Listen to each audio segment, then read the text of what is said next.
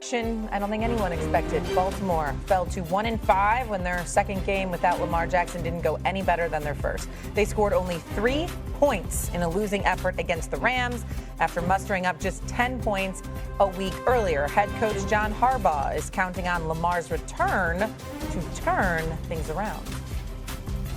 Psychologically, how much am I leaning into Lamar coming back and playing?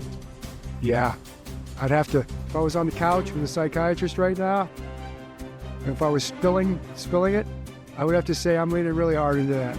Really hard, yeah.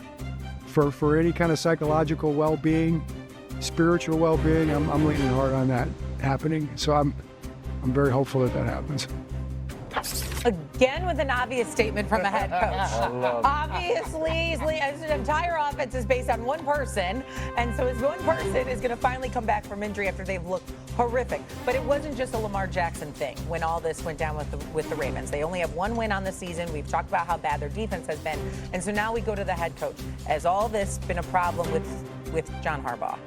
Yeah, I think it's time with John Harbaugh, and I have full respect for John Harbaugh. I played for him for 3 years at the end of my career. I think he's one of the finest head coaches in the National Football League. But that doesn't mean that things haven't run their course in Baltimore. You have a future Hall of Fame quarterback in Lamar Jackson in the heart of his prime. The objective should be every single season to win a championship. And it should be inexcusable the fact that John Harbaugh, over the last decade, has only 3 playoff wins. And at no point during that span has he won multiple playoff games in the same postseason. How long are you supposed to wait around for John Harbaugh to figure it out with Lamar Jackson? Because right now, at 1-5, their season is over. They have a 1% chance at being able to make the postseason. Since the beginning of the NFL, there have only been 4 teams to start 1-5 and make the postseason. And none of them won playoff games, the ones that did get into the tournament. So if you're looking at the Baltimore Ravens, it feels like a lost season already in week 6. And if that's the case, if this team doesn't have a dramatic turnaround, then you have to start asking the tough question of whether or not the Baltimore Ravens could benefit from a different voice on the sideline. It would have to be a drastic turnaround, right? Like they'd really have to go the other direction and basically run the table. Drew Brees, do you agree with Chris Canty? Maybe it is time to move on with the head coach. No, I think this goes a little bit to the conversation around, the disservice to these young quarterbacks and getting rid of some of these coaches. Now, look, I know that Harbaugh has been, he's one of the most tenured coaches in the league. I don't know if there's a guy who garners as much respect as him. Maybe Mike Tomlin, as far as their tenure and their accomplishments. To me, John Harbaugh is a culture builder.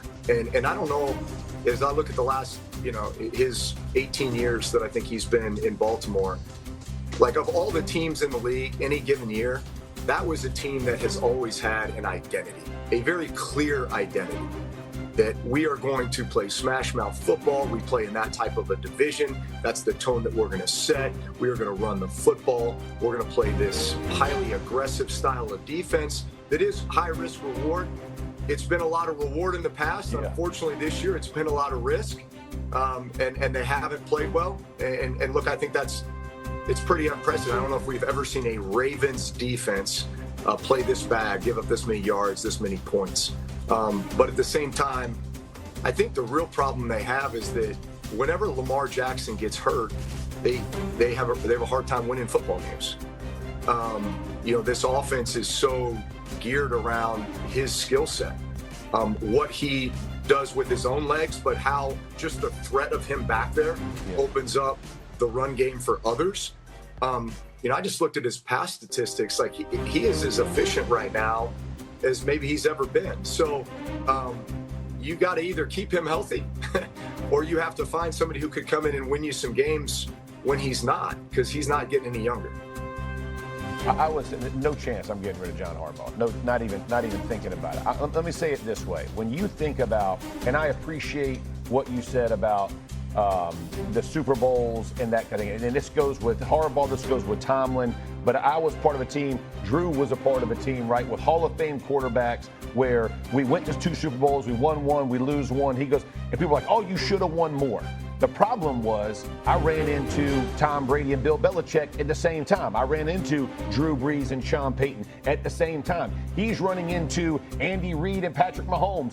Just kind of bad timing, bro. It's not that they're not good. They run into the Bills and Sean McDermott with Josh. Like this is not an excuse. These are legitimate reasons, right? You run into really good teams. So the expectations that you're always, he has given his team a chance to win almost every year. Last year, same thing, right? You go, you play the Bills, frozen game, all that kind of thing, you turn it over. I get it. But you have a chance, Canty. Like, you go and blow this thing up.